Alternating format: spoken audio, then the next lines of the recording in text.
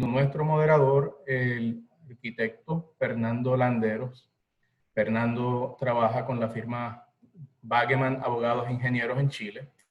Ha sido por más de 12 años un profesional con experiencia en los campos de arquitectura, construcción, infraestructura, administración contractual y análisis de reclamaciones en proyectos de construcción e ingeniería. Actualmente, Fernando es miembro de la Sociedad Chilena de Derecho de Construcción y es miembro del Colegio de Arquitectos en Chile. Sin más, los dejo con Fernando, que va a estar comenzando con la presentación de nuestros panelistas.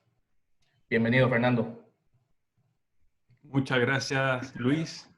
Muy buenos días a todos los panelistas y también bienvenido también a todos los asistentes. Estoy viendo aquí a un costado ya tenemos más de 130 personas conectadas, es que es un gusto saber que hemos podido llegar a poder convocar a esta cantidad de personas. Es que le damos la bienvenida. Muchas gracias por estar aquí. Hoy lo que queremos hacer es hablar sobre el contract management. Existe consenso, todos tenemos conciencia de lo importante que es un contrato, la redacción de un contrato, que un contrato esté bien equilibrado, que sea armónico, que los riesgos estén balanceados, ¿cierto? Y en esa línea hay distintas instituciones que han hecho importantes avances sobre la forma en cómo los contratos se estructuran. Pero una vez que los contratos se firman, a partir de ese momento en adelante comienza lo que se denomina como la ejecución del contrato. Es hacer efectivo nuestro contrato. Y ahí aparece un elemento importante que es la gestión contractual, que es una disciplina, es un oficio que se va desarrollando con el tiempo, básicamente con la experiencia de estar expuestos a problemáticas importantes. El día de hoy tenemos con nosotros a 4 importantes expositores que tienen una importante experiencia en el área del manejo contractual. Y particularmente hoy hemos querido hablar sobre la experiencia desde la mirada del contratista. Sabemos que el contratista es quien, en una situación compleja, en una situación de crisis, es el primero en tener que soportar cierto el impacto de un contrato. Normalmente es quien incurre en los gastos, quien incurre en el impacto inmediato para poder terminar el proyecto. Entonces hoy queremos saber, conocer a partir de estos 4 expositores, cómo ven ellos el contract management, cómo esta gestión inteligente nos permite, por una parte, lograr los objetivos del proyecto, que es lo que todos queremos, que el proyecto se construya, que el proyecto se termine, que se cumplan los plazos, ¿cierto? Y ojalá, idealmente, ¿cierto?, dentro del ámbito de los costos planificados. Pero también es muy importante y es relevante cuando un contrato se ve impactado, cuando un contrato tiene importantes desviaciones, bueno, eventualmente las partes no logran un acuerdo, eso ha ocurrido, ¿cierto? Todos los que estamos aquí lo tenemos muy claro, y eventualmente en los contratos estas relaciones se quiebran y llegamos a una escena de litigiosidad, ¿cierto?, de conflicto. En esa escena de arbitraje o de juicio, normalmente todo lo que hicimos durante la gestión del contrato toma una importancia relevante, y todo aquello que dijimos y lo que no dijimos, ¿cierto?, es muy relevante luego a la hora de resolver los conflictos. Para eso hoy contamos con la participación de estos 4 expositores, quienes nos van a contar desde la mirada del contratista cómo ven ellos el enfrentamiento de una crisis, cómo poder administrarla, cómo manejarla, ¿cierto?, y poder lograr los objetivos. Voy a hacer una pequeña presentación. Hoy está con nosotros Elisa Figueroa.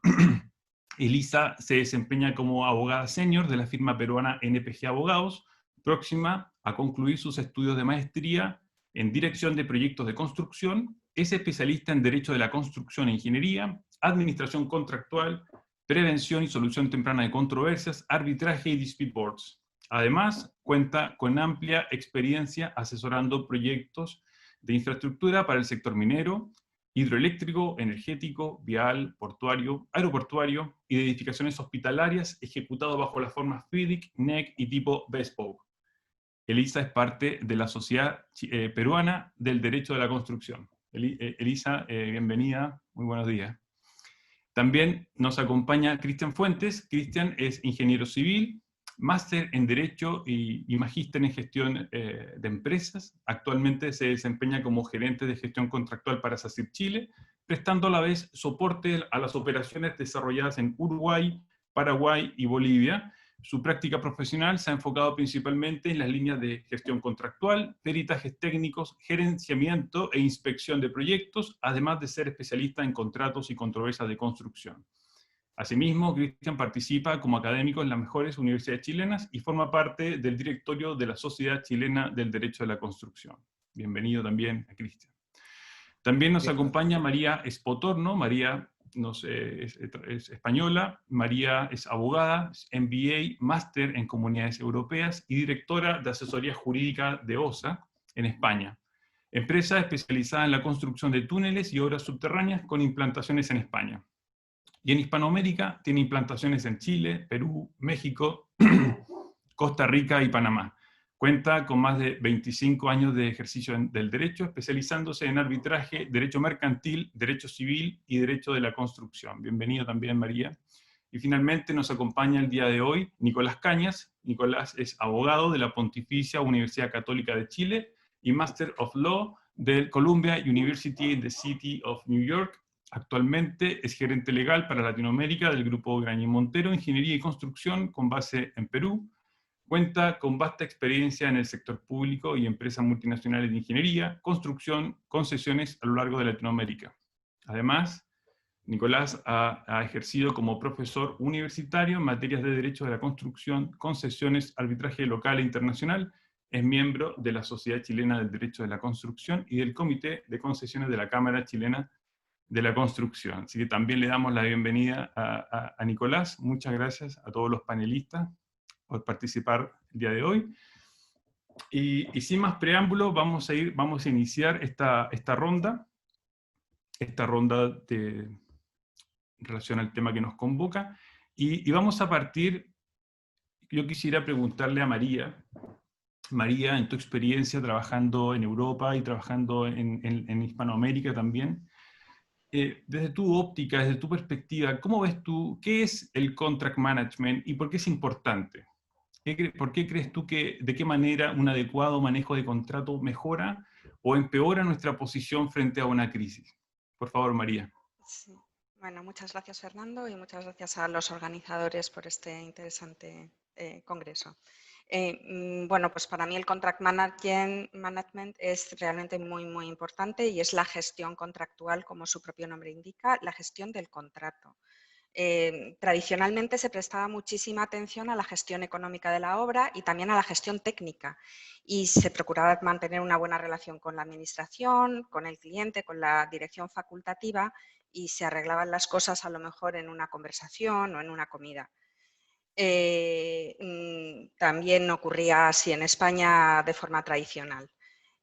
Cuando empezó la crisis y las empresas españolas tuvieron que buscar nuevos mercados e internacionalizarse, pues nos hemos encontrado con que las cosas ya no funcionan así. No solo porque, vamos, el mercado ha cambiado, todo ha cambiado y se ha profesionalizado todo muchísimo. Se han armonizado las legislaciones, se han armonizado las legislaciones en contratación pública y se ha limitado muchísimo el margen que tenía la administración para ampliar el contrato o para dar una salida al contratista y esa gestión informal del contrato. Por lo tanto, ahora ya tenemos que conocer muy bien el contrato y controlarlo desde el inicio. Es tan fundamental como el control de los costes o el control técnico. Hay que controlar los aspectos legales y contractuales. Hay que conocer los riesgos, hay que conocer los derechos, las obligaciones, cómo están repartidos entre contratista y contratante. El mundo de la gestión contractual se ha sofisticado muchísimo, se ha profesionalizado mucho y se ha limitado muchísimo la flexibilidad que había antes. En esto hay muchísima influencia anglosajona. En el modelo anglosajón ya se contratan ingenierías muy potentes que conocen muy bien su trabajo, que son muy exigentes con el contratista y se redactan contratos muy detallados y que exige el cliente el cumplimiento a rajatabla. Y por eso en este cambio tiene muchísimo sentido la gestión de los contratos. Tenemos administraciones y clientes privados muchísimo más preparados, con muchísima supervisión de los contratos, control y que están encima permanentemente del contrato. Por lo tanto, hay que añadir obligatoriamente a la gestión técnica y económica una gestión contractual, que es el conocimiento detallado y profundo de los derechos, obligaciones y riesgos y cómo se distribuyen.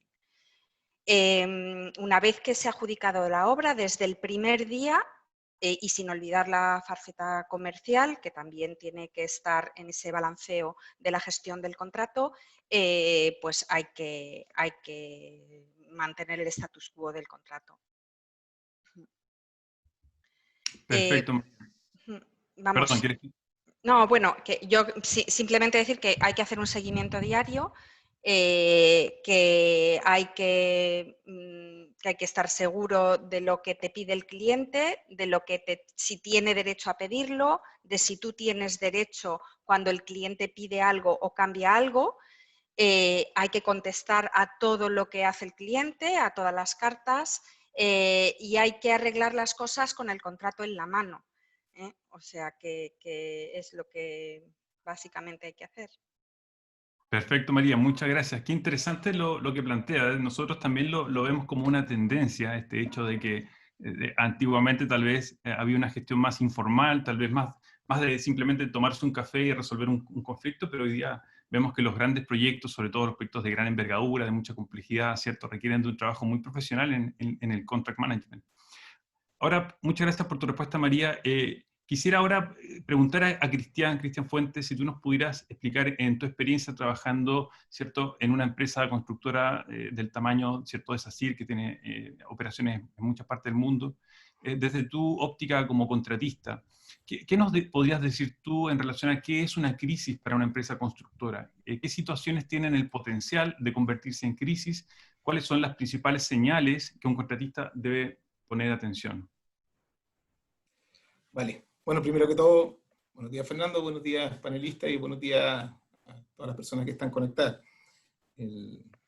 Con estos encuentros virtuales se pierde un poco la relación persona a persona, pero se gana la conectividad y, digamos, tener a gente de distintos países presente es algo que no es sencillo, digamos, cuando se hacen estas cosas de manera presencial, así que hay que aprovechar, digamos, esta instancia.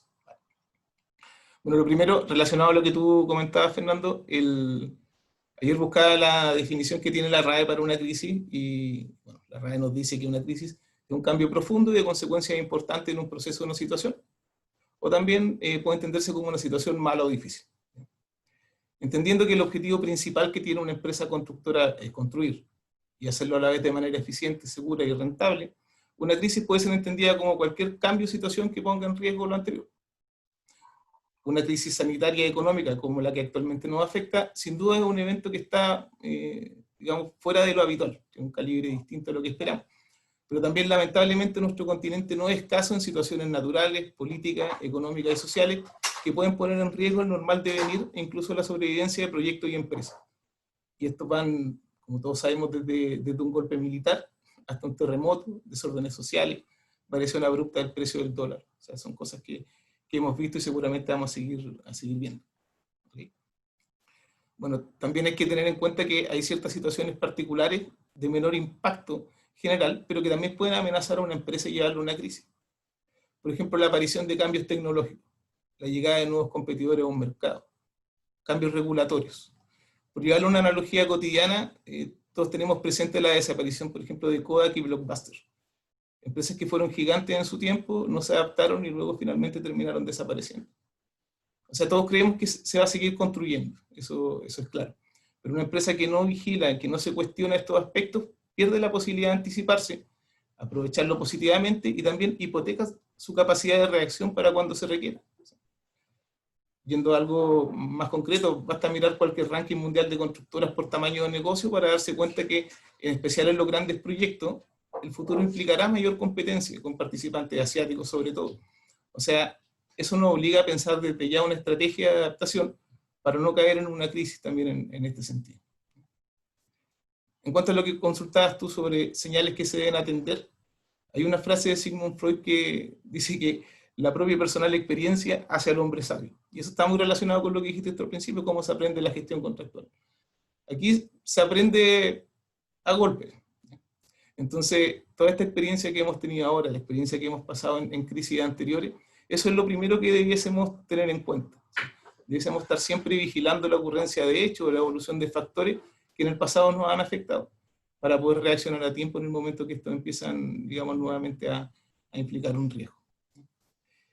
Ahora, una cosa complementaria que simplemente me limita a plantear, lo más complejo es pensar en lo que aún no ha pasado, en lo que no tenemos experiencia, en el impacto que pueden tener hechos que son altamente improbables. O sea, reflexionar sobre eso va mucho más allá del riesgo digamos, propio de la industria de la construcción, pero es algo que vamos a tener que empezar a plantearnos, a cuestionarnos, a hacer un análisis mucho más exhaustivo de qué es lo que podría pasar y cómo podría afectarme a mí como empresa constructora de aquí en adelante. Perfecto, Cristian. Muchas gracias por tu respuesta. Yo creo que los que trabajamos en Hispanoamérica, yo creo que vamos a ser especialistas en crisis, porque como tú decías, sin duda que la pandemia es una gran crisis, pero permanentemente vivimos enfrentando situaciones muy complejas que para los que vivimos del mundo de la industria, de la construcción, claro, son tremendos desafíos.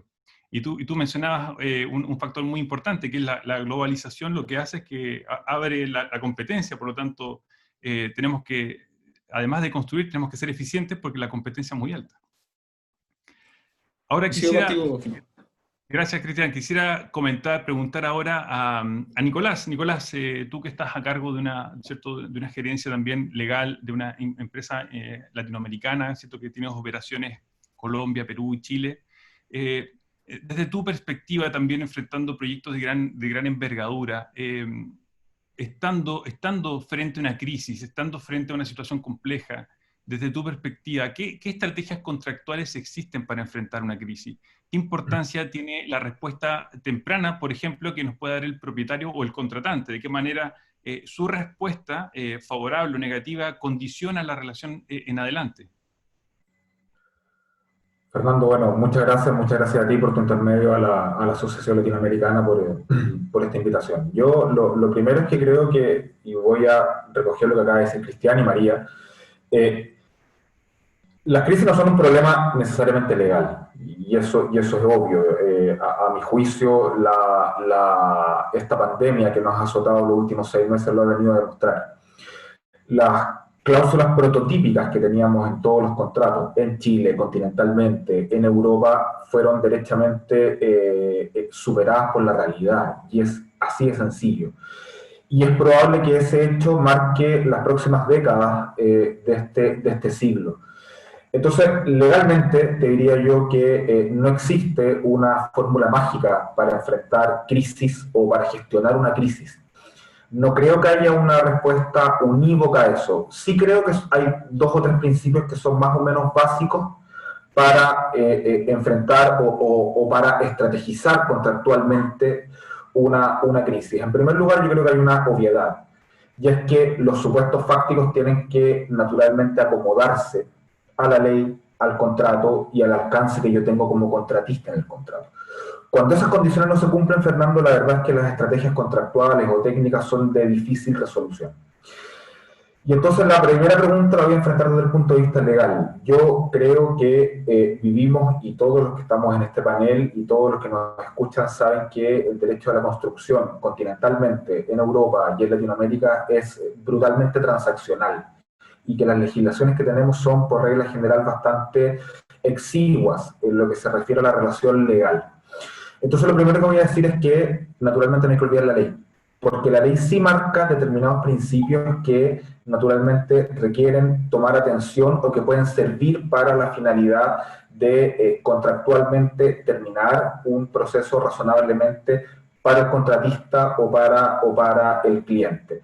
Y cuando digo ley en un sentido un poquitito más amplio que solamente la norma aprobada por el Congreso o por la autoridad respectiva de la jurisdicción donde operamos. Hoy día vivimos en un mundo globalizado. Todos los países desarrollados tienen protección a los inversionistas y normas que son meridianamente permanentes, razonables y muy similares en todas las jurisdicciones donde se recibe inversión. Entonces, cuando como contratista naturalmente vamos a un país distinto de donde originalmente somos, seamos europeos o latinoamericanos, operando en Latinoamérica, tenemos por regla general una protección. una protección frente al Estado inversor de receptor de esa inversión. La segunda línea, creo yo, Fernando, que es obvia, es el contrato. Hoy día los contratos, lo decía María, lo ratificaba Cristian, son muy completos, marcan fundamentalmente y procedimentalmente un conjunto de procedimientos, para la redundancia, básicamente para todo, para el scoping, para la modificación de obra, incluso a veces para, naturalmente, las reclamaciones de derechos. Y eso, naturalmente, no podemos olvidarlo, y a veces como contratistas, porque tenemos relaciones con los clientes quizás un poco más fluidas, tendemos a olvidarlo. Y en tercer lugar, Fernando, para cerrar la respuesta, naturalmente creo que desde el punto de vista legal y a mi juicio la crisis o esta pandemia lo ha demostrado, los principios que informan la relación contractual son cada vez y van a empezar a ser más cada vez claves en un mundo imprevisible.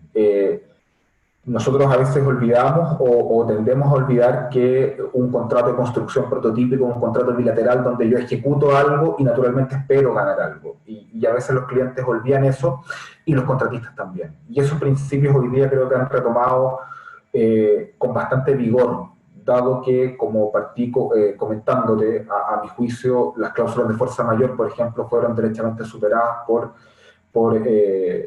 la pandemia. Fernando.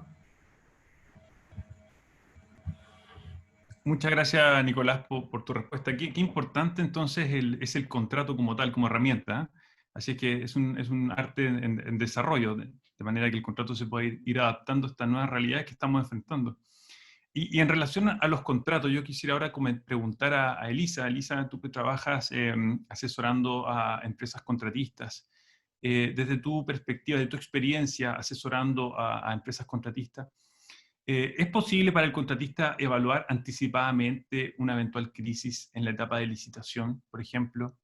¿De qué manera puede influir el modelo de contrato? ¿Qué nos pudieras tú comentar sobre eso? Gracias, Fernando. Buenos días con todos. Gracias por su tiempo hoy y acompañarnos en este panel. Yo creo que sí es factible que se pueda evaluar de manera anticipada durante la etapa de licitación que puedan suscitarse determinados tipos de crisis. Como hemos centrado la definición de crisis en algo que pueda afectar adversamente el resultado de nuestro proyecto, es decir, desde el punto de vista del contratista, tengo un presupuesto meta al que tengo que llegar, tengo un margen que debo cumplir. Entonces, cualquier cosa que pueda afectarlo va a generarnos una crisis. Además, si tengo un problema de tiempo, también nos generaría una crisis. Y yo creo que la base de todo está en cómo es que el propietario ha definido el sistema de entrega de proyecto. Si este sistema de entrega de proyecto es claro, si los riesgos están de manera transparente, de manera evidente, asignados a cada una de las partes, y estos se condicen con lo que es el modelo de licitación y con ello el modelo de contrato, yo creo que sí hay la posibilidad de ver y estimar o evaluar anticipadamente las crisis o los riesgos que puedan venir y producirse. Obviamente cumpliendo con esta regla de que cada riesgo que se traslada va a tener una connotación evidente en el precio y obviamente va a tener que ser estimada alguna actividad para mitigar ese efecto, y eso lo tenemos que reflejar tanto en la planificación como en la programación de la ejecución del proyecto. Y definitivamente un modelo de contrato influye mucho, porque si tenemos contratos que buscan forzar la relación contractual y no bailan, digámoslo así, al ritmo que toca el proyecto y al ritmo del sistema de entrega de proyecto, ahí vamos a tener un primer problema, porque lo que vamos a encontrar probablemente son cláusulas oscuras, cláusulas que no te permitan conocer cuál es tu procedimiento, y peor aún, cláusulas que no te dejen en claro en cabeza de quién está el riesgo de una determinada situación y por lo tanto quién debe manejar una eventual crisis. Entonces, mi respuesta es afirmativa en ambos casos. Sí, siempre y cuando sea clara la asignación de riesgos, siempre y cuando tengamos información suficiente y obviamente se le dé el tiempo adecuado al contratista. Recordemos que dependiendo del tipo de sistema de entrega de proyecto, el contratista debe ponerle un precio para ejecutar el proyecto, o también debe evaluar la información para sopesar si es que esta información es confiable o no, dependiendo de las reglas de la licitación, y con ello va a asumir un riesgo adicional, o naturalmente. y el modelo de contrato es básico. Si no se entienden las cláusulas, si el contrato no ha sido compartido desde la base de licitación, va a ser mucho más complicado establecer cuál va a ser el balance de riesgos y el manejo de las crisis que puedan venir con ellos durante la ejecución. Muchas gracias, Elisa, por tu respuesta. Yo saco de ahí dos lecciones importantes. Una, el propietario, que es normalmente quien redacta el contrato, qué compleja o qué importante es la elección adecuada del modelo de contrato para su realidad, para su proyecto específico, dadas las condiciones donde lo está ejecutando. Y al mismo tiempo, qué importante que es para un contratista, ¿cierto?, poder leer bien un contrato cuando está licitando. Es decir, entender que hay un subyacente al contrato, pudiera haber una olla a presión, ¿cierto?, incubándose un problema gigantesco porque un contrato quedó mal elaborado. Por lo tanto, no solo un problema de plazo y costo, sino que más bien son una serie de condiciones, ¿cierto?, que están en el contrato y que es importante poner atención. Muchas gracias por tu respuesta. Ahora quisiera volver con Cristian y nuevamente desde la óptica del contratista. Cristian, en tu experiencia, si estamos frente a una crisis, la crisis ya está, ¿cierto? El contrato tuvo una importante desviación, un importante impacto. ¿Qué crees tú, o cómo podría un contratista llegar bien preparado a una crisis? ¿Qué características crees tú que reúnen las empresas que resisten bien las crisis y las que no lo logran? Porque algunas enfrentan bien y sobrepasan los conflictos y otras no, algunas incluso hasta pueden llegar a morir en el intertanto. ¿Existen algunos aprendizajes de crisis pasadas? ¿Qué nos pudieras contar en relación a eso? Bueno, gracias, Fernando. Lo primero es decir que, al menos en el contexto actual, todavía no podemos saber cuál es la receta adecuada, cuál era el buen camino para enfrentar la crisis. Eso no lo saben las empresas, no lo saben las personas, no lo saben los países. Estamos aprendiendo en el camino y, digamos, de nuevo de la forma difícil. Por lo menos en Chile todavía seguimos mirando semana a semana cómo va evolucionando esto, dónde se puede trabajar, dónde no, qué medidas se pueden implementar, cómo ir mejorando la situación, pero como digo, todavía todo esto está en curso y es difícil hacer una proyección. Seguramente en un año más vamos a poder mirar hacia atrás, esperando que esto se solucione, digamos, en ese plazo, y ahí vamos a poder sacar las lecciones aprendidas. Y seguramente cuando llegue la próxima crisis sanitaria vamos a recuperar gran parte de lo que ahora aprendimos y ojalá nos permita poder llevarla de mejor forma. Bueno, ahora yendo de nuevo a la pregunta general, tal como comenté antes, lo básico para poder enfrentar una crisis o estar preparado es anticiparse y al menos prepararse para las cosas que ya nos pasaron, las cosas que son conocidas, o al menos son previsibles. Reitero, no, lo he dicho varias veces, pero aprender de la experiencia es fundamental. Sobre todo las empresas que tienen un carácter global, que participan en más de un país, que trabajan en diversos mercados, el ir recuperando esas lecciones aprendidas que se obtienen de un lugar, traspasarla, digamos, a todo el resto de la organización. Eso yo creo que es algo esencial, es algo importante y digamos, en un mercado globalizado, esa es otra de las ventajas que tenemos, el poder aprender de las experiencias que se dan en otros lados.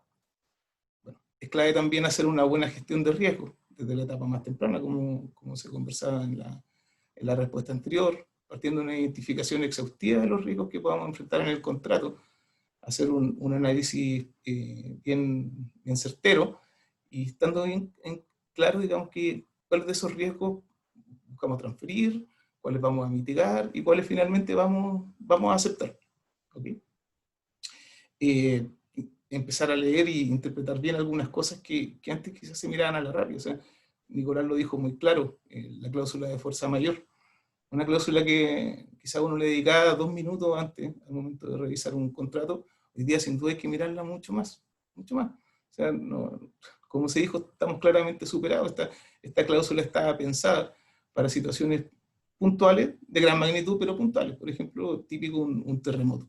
Pero no para casos como el actual. O sea, que nos encontramos sumergidos en una afectación continua, que tiene una proyección incierta, donde no estamos impedidos de trabajar, pero sí se hace en una escala mucho menor, más perjudicado, con ausentismo, con menores ritmos de trabajo, con problemas de los proveedores, con un montón de medidas que van quitando tiempo productivo de la obra. Entonces, esa clase de cosas tenemos que empezar a pensarla, a analizarla, y eso pasa por un estudio temprano de todas estas condiciones, y digamos, cuando se genere la situación ya vamos a saber cómo actuar, y al menos vamos a tener un mecanismo definido para poder abordarla, cosa que, reitero, hoy en muchos contratos no tenemos. ¿Ya? Empezar a analizar con un sentido más crítico también los seguros de obra, los seguros cambiarios disponibles que hay. Cómo podemos mitigar, por ejemplo, el riesgo de variación en el precio del dólar, cosa que, o sea, en la construcción por lo general se hace, pero también hay que pensar lo que en escenario extremo, estas variaciones son extremas y no podemos quedar sujetos, digamos, en nuestra continuidad como empresa a esa eventualidad. ¿Okay? Bueno, y un tema que también hay que empezar a mirar, a analizar los contratos con un enfoque colaborativo, al menos ante situaciones de contingencia de esta magnitud. O sea, yo creo que en un escenario como el actual, no considero apropiado, o no me parece razonable que un mandante simplemente se siente y espere que la contraparte resuelva todo, porque en el contrato aparece que esta clase de situaciones son de su riesgo. O sea, es necesario empezar a pensar con los mandantes, los contratistas, los subcontratistas, cómo de común acuerdo, cómo de la mano somos capaces de superar situaciones que digamos, de esta magnitud. Eso, Fernando. Gracias, Cristian, por tu respuesta.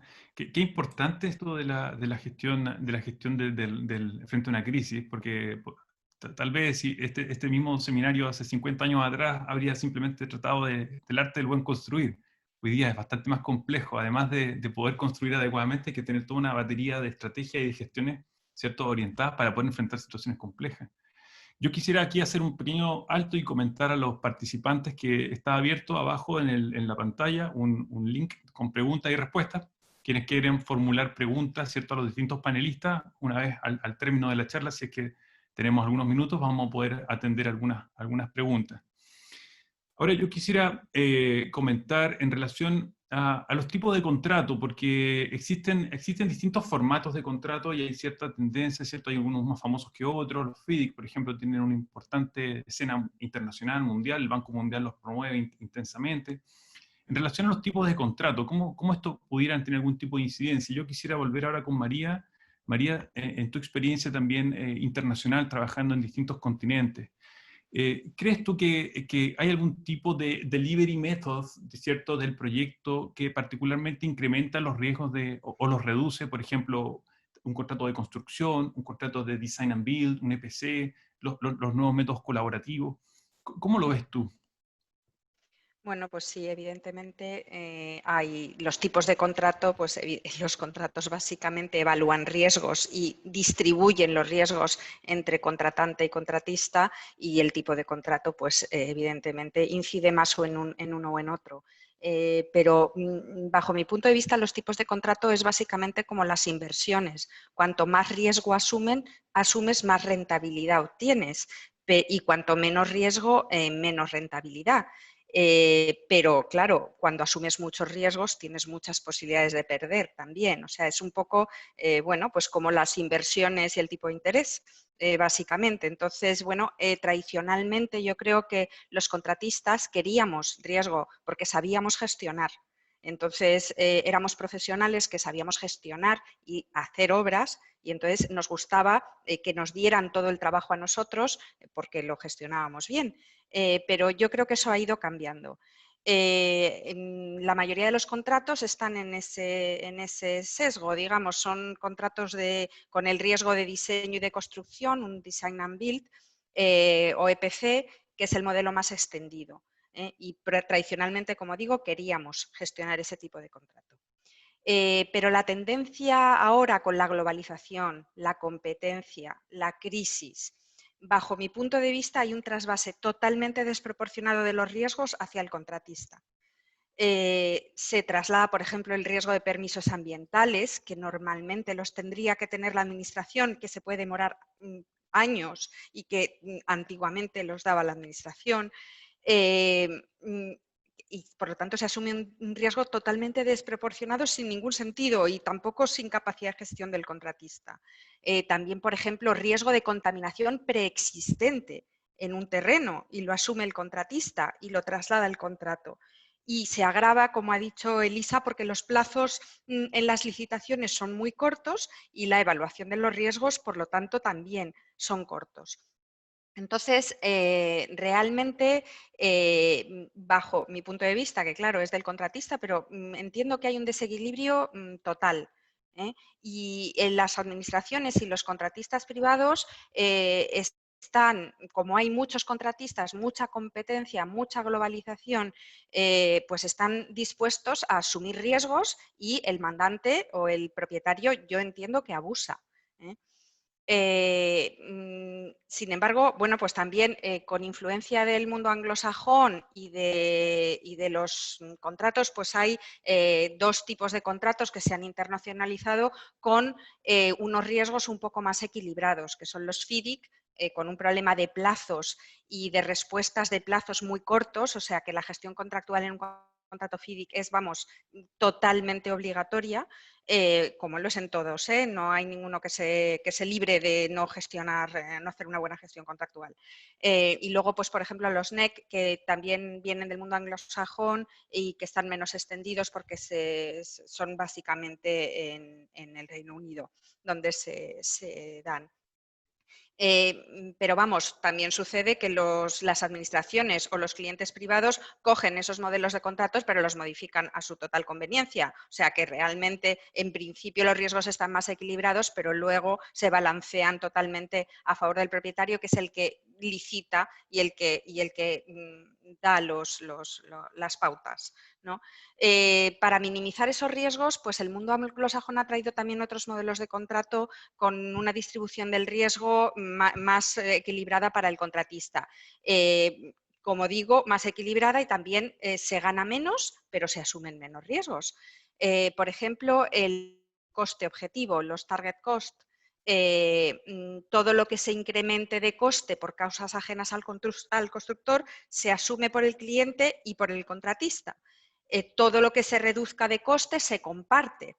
Si el contratista es capaz de gestionar los riesgos y abaratar los costes, se comparten. Ahí tiene el contratista la capacidad de gestión de los riesgos, que es menor, hay menos posibilidad de ganar dinero, pero también hay menos riesgo, lo cual es muy interesante. Hay otro tipo de contratos con menos riesgo que están empezando a darse bastante, que son los que permiten al contratista participar desde el principio, los Early Contractor Involvement. Hace que el contratista pueda analizar más profundamente los riesgos en el principio. Son métodos colaborativos, colaboras con el cliente y compartes el riesgo con él. En el Early Contractor Involvement, el contratista asesora a la administración con la planificación inicial de la propia obra. Cómo enfocarla, licitarla, diseñarla, dependiendo de lo que permita la legislación. Hay veces que salen en dos fases: esa primera fase de preparación de los pliegos y de la licitación, que antes lo hacía la administración y ahora se ayuda de un experto. Primero se contrata esa parte y luego sacan el proyecto a licitación. Dependiendo del tipo de contrato, si llegas a un acuerdo con la administración, ya en el precio de la obra te lo pueden adjudicar a ti.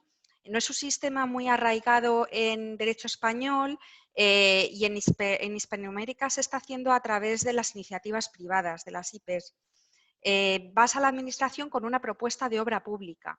En Estados Unidos se llaman UP, Unsolicited Proposals, que son para carreteras, desaladoras y demás. En Perú, Colombia y Chile está menos arraigado, pero realmente controlas mucho más el riesgo, te involucras mucho en el proyecto, porque a veces no da tiempo a estudiarte las obras, y la administración gana porque el contratista conoce mucho mejor la obra y también los riesgos y no licita con un colchón, no aumentan los precios.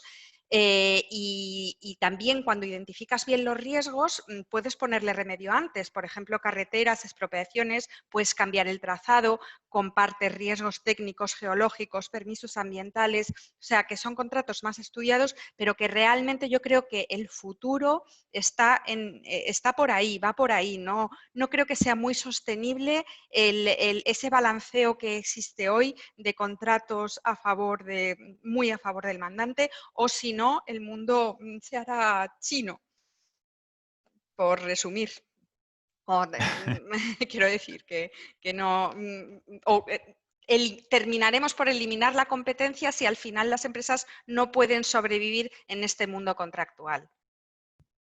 Muchas gracias, María. Qué interesante tu respuesta. Yo creo que hay una mala práctica también tal vez muy difundida, que algunos propietarios creen que al trasladar todos los riesgos al contratista estoy protegido, porque en el fondo cóbrame caro, pero es problema tuyo. Y luego los hago competir. Entonces, al hacer competir a los contratistas, van a bajar los precios porque es una competencia, esto es un negocio. Entonces, ahí se genera una combinación muy compleja. Y qué interesante estos modelos nuevos que parecieran ser más razonables.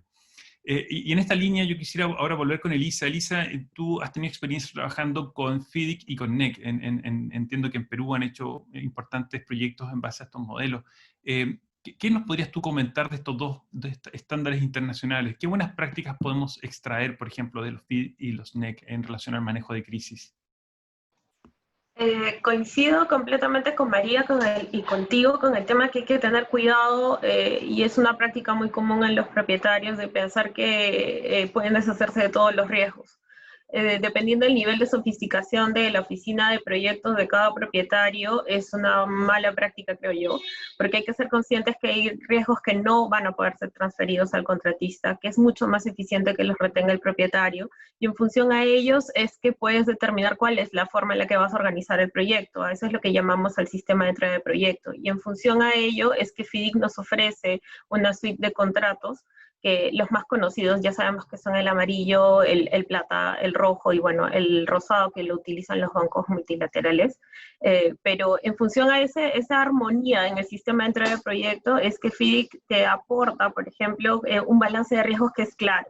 Porque ya sabemos que si vas por un tradicional que es un rojo, tú como contratista tienes la responsabilidad de ponerle un precio y de ejecutar el proyecto conforme a lo que indica la ingeniería entregada por el propietario. Por lo tanto, quien es responsable y tiene riesgo de esa ingeniería va a ser siempre el propietario. Si hubiera algún cambio que efectuar o una variación respecto a ella, va a ser responsabilidad del propietario asumir el impacto en tiempo y en costos si es que lo hubiera. Entonces, FIDIC aporta mucho en el tema del balance de riesgos claros, tiene una predictibilidad en cuanto a la consecuencia de los eventos que puedan generar algo que hemos denominado en este panel como crisis.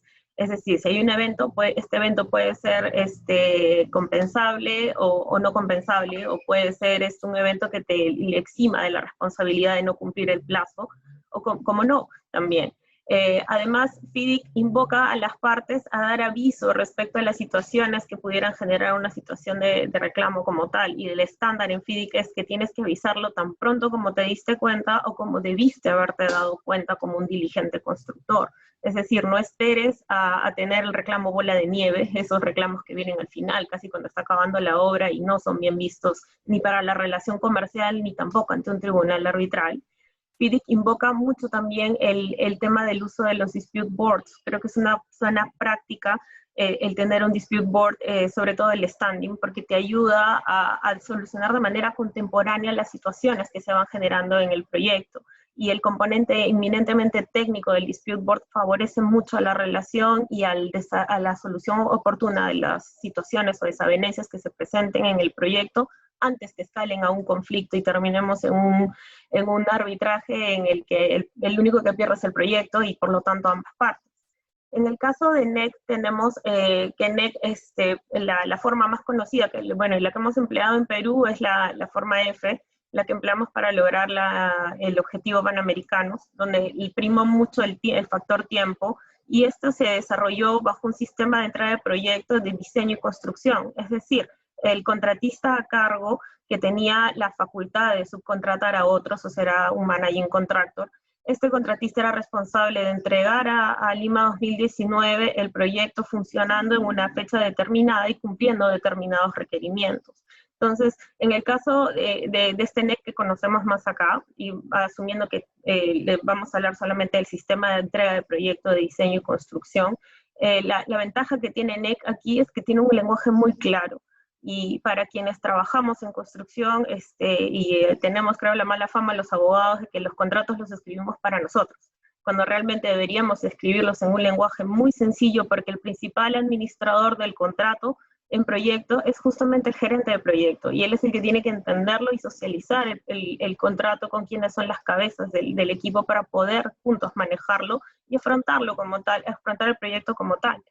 NEC te aporta un lenguaje claro, es bastante administrable y invoca a las partes a seguir procedimientos, a compartir información de manera contemporánea, a desarrollar el cronograma y actualizarlo de manera periódica, de manera que vas monitoreando de forma real cómo está yendo el proyecto. Y además tiene algo que se llaman las alertas tempranas, que es como en el caso de FIC, que te invocan a avisar, a dar el aviso, pero en el caso de NEC tienes un poco más desarrollado el tema, porque no solo se trata de avisar que algo va a pasar o que algo está pasando, sino que tienes que tomar medidas y para poder mitigar ese impacto, porque si algo impacta el proyecto va a impactar a ambas partes. Entonces, tomando un enfoque mucho más de trabajo conjunto, un enfoque de gestión colaborativa, ojo que es distinto una gestión colaborativa a un contrato bajo un sistema de entrega colaborativo donde los riesgos se comparten, como estaba explicando un poco María. El ECI es un tipo de híbrido de los contratos colaborativos, porque hay una etapa muy primigenia de compartir información, de hacer collocation, de trabajar juntos, de definir criterios, pero luego pasa una segunda fase en la que terminas ya en un sistema de entrega de proyectos más como los conocidos, como el diseño y construcción, por ejemplo, en una variante PC o tal vez en una variante llave en mano. Pero en el caso de NEC estás en un contrato diseño y construcción donde la gestión te invoca a ambas partes a compartir información, a resolver los problemas juntos, a llevar un registro de contemporáneo y monitoreo de los riesgos como tal del proyecto, invoca a resolver las situaciones juntos. Coincido con Cristian en que en una situación de crisis es importante virar a qué herramientas nos permitan sacar adelante el proyecto, y no buscar en cabeza de quién debería estar el problema del costo para deshacernos de ello y prácticamente asesinar a nuestra contraparte, ¿no? Cuando es más bien nuestro socio estratégico en la consecución del objetivo, que es quiero mi proyecto para precisamente generar y el desarrollar mi negocio como propietario. Perfecto, Elisa. Muchas gracias por tu respuesta. Qué interesante, FIDIC y NEC. Yo creo que ahí tenemos un mundo que mirar, porque recoge muchas buenas prácticas. Ahora, Nicolás, en tu experiencia, quisiéramos conversar sobre si ves alguna diferencia cuando estamos ejecutando un proyecto para el sector privado o cuando lo estamos ejecutando en el sector público. ¿Cambia la gestión contractual si estamos en un contexto u otro? ¿Es más fácil negociar con un privado que con el Estado? ¿Cuál es tu experiencia? La respuesta, Fernando, es sí. A mi juicio es totalmente distinta la gestión contractual y la gestión legal del contrato, dependiendo si el cliente es público o privado. Y eso es una respuesta legal que a mi juicio naturalmente se ha profundizado en los últimos años y tiene que ver con un conjunto de categorizaciones legales, civiles, penales, administrativas, en relación a los clientes públicos. Voy a detenerme en dos, que son cuestiones que son meridianamente modernas. La responsabilidad penal de las personas jurídicas, que tenemos hace básicamente 20 años, que tenemos hoy día a lo largo de Latinoamérica, que existe particularmente en Chile, en Perú y Colombia, y que es una norma hoy día naturalmente obvia además. Y en segundo lugar, la ley del lobby, o en virtud del cual hoy día para poder gestionar contratos con un cliente público se requiere personalmente, naturalmente, una suerte de prescripción o de publicidad sobre el contenido de lo que uno va a pedir, con quién va a pedirlo y un registro de gestores de interés o de lobistas. Recojo lo que decía María al comienzo de su exposición. Hoy día la relación con el Estado es una relación muchísimo más formal que la que existía hace 10 o 15 años, y enhorabuena que sea así, porque eso naturalmente tiene por objetivo evitar cualquier tipo, naturalmente, de situaciones en esta relación público-privada. Entonces, evidentemente, cuando hay categorías civiles, penales, administrativas y técnicas distintas, naturalmente que la gestión contractual es distinta. O sea, mirado macro, evidente que sí. Desde el punto de vista más práctico, creo yo, eso se ve muy en particular en los contratos de concesión. Y eso está dado porque nuestras legislaciones de concesión a lo largo de Latinoamérica, por regla general, distribuyen por ley, no por contrato, el riesgo total y absolutamente en el concesionario. Y el concesionario a su vez lo distribuye generalmente a través de un sistema de actuar con el contratista. De modo tal que, salvo aquellas excepciones al riesgo que establece la ley, y eso pasa mucho en Chile, Perú, Colombia, el riesgo completo, incluido de la fuerza mayor, es por regla general del contratista. Naturalmente, en un mundo privado, eso puede ser un poco distinto o teóricamente distinto porque habría libertad contractual y en consecuencia la asignación del riesgo pudiera ser un poco distinta. Sabemos que en la práctica eso no es así, o la sensación de los contratistas es que generalmente nos enfrentamos a clientes que tienen esta errónea concepción de que una distribución completa y absoluta de los riesgos respecto del contratista va a hacer que sus contratos sean más baratos o que haya mayor competencia, cuestión que yo creo que todos los que estamos en este panel consideramos que es particularmente un error o que no es del todo correcto.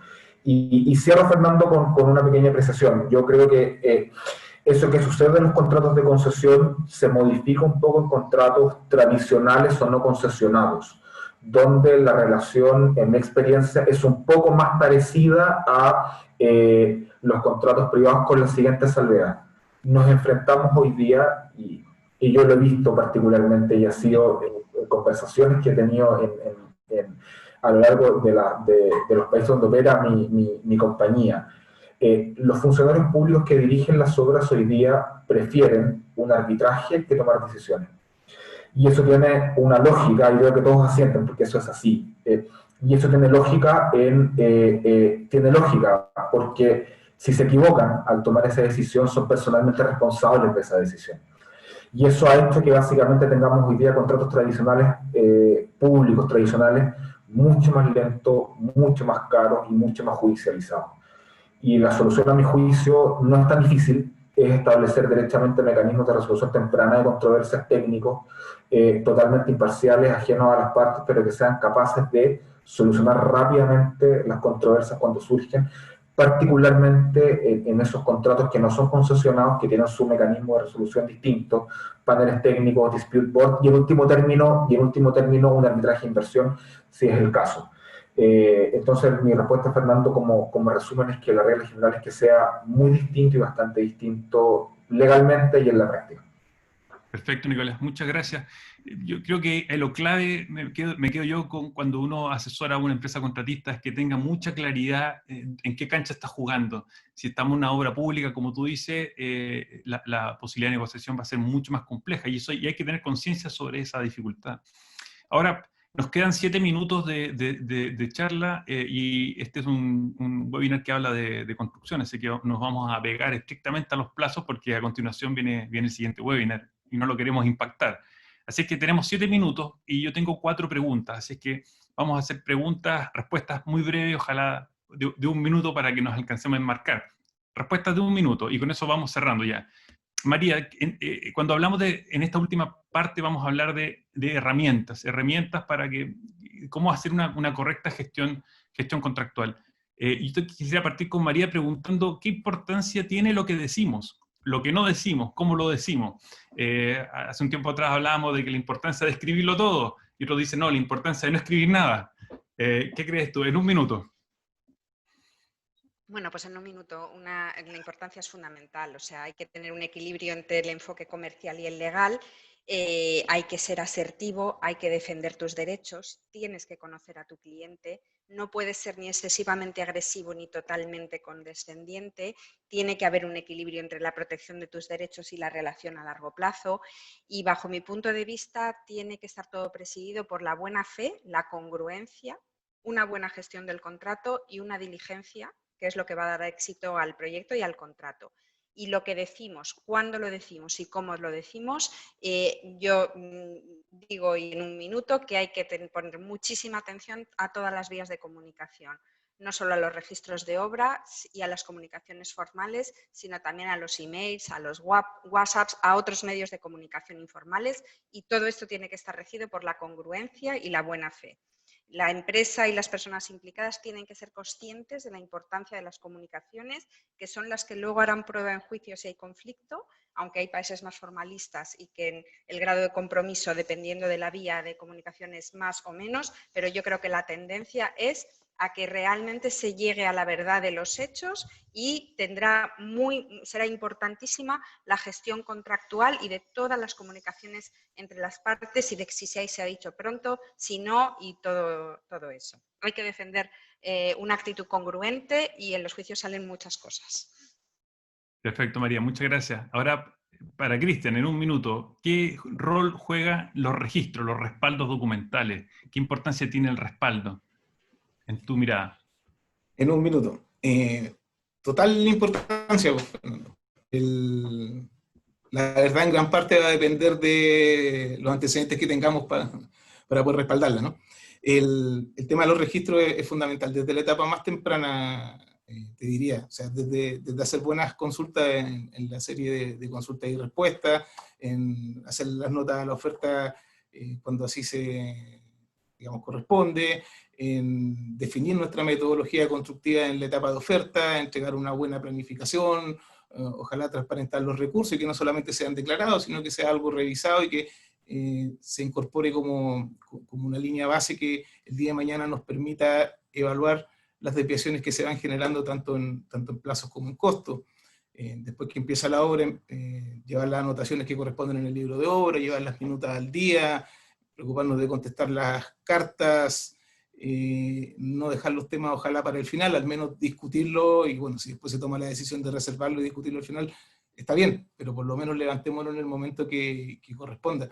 Yo creo que el tema de los registros es algo que las empresas constructoras hemos ido aprendiendo en el tiempo, a golpes. Hoy día está mucho mejor manejado, pero sin duda que hay un camino también que mejorar. Y también los mandantes, por el otro lado, tienen que entender que esto no es un tema no es una guerra, ni necesariamente va a terminar una demanda. Esto es un tema que tiene que ver con ser transparente, poner los temas, discutirlo, aclararlo y lo ojalá resolviendo oportunamente. Y eso, y para eso es necesario tener una contraparte que te contesta con argumentos, tener una contraparte que te responde las consultas en la licitación cuando tú la haces, tener una contraparte que es capaz de sentarse y reconocer que hay ciertos errores de uno y otro lado y digamos, en base a eso empezar a construir acuerdos. Eso. Muchas gracias, Cristian. Fundamental la importancia de la generación de respaldos para poder, ¿cierto?, resolver un conflicto. Nicolás, en un minuto, ¿cuáles son tus consejos prácticos para defender la posición de una constructora frente a una crisis? ¿Cuáles serían tus tips? Yo, Fernando, voy a ocupar 30 segundos. Yo creo que ahí tiene que haber una gestión contractual muy intensa hoy día. Y cuando digo una gestión contractual que sea intensa, que esté acorde a los tiempos del contrato, a los tiempos de la ley, evitar preclusiones de derechos, renuncias o estoppel, eso es clave. Y en segundo lugar, Elisa decía una cuestión que es cierta. Los abogados olvidamos que los contratos los van a ejecutar ingenieros. Y a veces los ingenieros olvidan que el último decision maker es un abogado. Entonces, creo que hay que hacer las cosas también de modo sencillo, claro, dejando las banderitas respectivas que corresponden, siendo naturalmente respetuosos, no cayendo en la trampa, y con esto no quiero decir que los clientes sean así en general, pero a veces lo son, como también los contratistas tenemos nuestros truquitos, y nos piden que retiremos cartas y que saquemos. Hay que hacer las cosas con respeto, razonabilidad, ser muy intensos técnicamente y amalgamar correctamente lo que es obvio. La gestión contractual es dos cosas, es técnica, y es esencialmente técnica, y también es legal. Y cierro con dos puntitos. Insertar mecanismos de resolución temprana es clave, es razonable, hay que hacerlo hoy día, y tenemos una cuestión como latinoamericanos que aprender públicamente y privadamente, que es lo más sabio, y hay que hacerlo hoy día y ahora, y son, yo diría que probablemente la modificación legal más importante que tenemos como continente para solucionar el gran tema que tenemos con las obras públicas.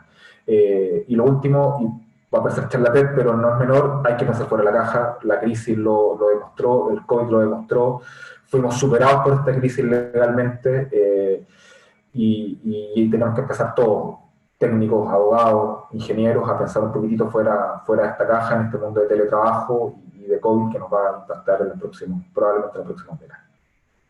Gracias, Nicolás. Gracias por tus palabras. Y finalmente, Elisa, ¿cómo puede un buen modelo de gestión contractual contribuir al manejo de una crisis? Te quedan 25 segundos. 3 cosas: procedimientos claros, cumplibles, predecibles. Que se recuerde que para sostener un reclamo hay que saber ser claros en identificar causa, hecho y la trazabilidad contemporánea de la información que va a soportar ese reclamo, y sobre todo el enfoque en la prevención y solución temprana de conflictos y evitemos que escalen a una controversia a nivel arbitral. Solo para cerrar, una crisis como la del coronavirus actualmente se puede resolver de manera sostenible, siempre y cuando tengamos un enfoque colaborativo de trabajo. No me refiero a ni sistema de entrega de proyecto ni a sistema de gestión, sino que colaboremos uno con el otro. El propietario necesita del contratista para ejecutar el proyecto, porque si pudiera construir él solo, no existirían contratistas. Tenemos que ser transparentes y tenemos que revisar el costo que realmente ha sido incurrido para poder afrontar juntos la crisis, y obviamente hay que ser diligentes con ello. Y eso sería todo por mi parte. Perfecto, Elisa, muchísimas gracias. Y bueno, siendo ya las 11 con un minuto, damos por finalizado el panel, se nos acabó el tiempo, así que doy las gracias nuevamente a los panelistas por su disposición, por el aporte que han hecho con su experiencia muy, muy valiosa. Agradecemos también a los más de 300 espectadores, una cifra bastante impresionante, así que esperamos haber cumplido las expectativas y muchas gracias, nos despedimos. Y yo entiendo, Silvia, que sigues tú con la siguiente charla, ¿no? Sí, me parece. Hola, gracias a todos los expositores por haber participado en el panel.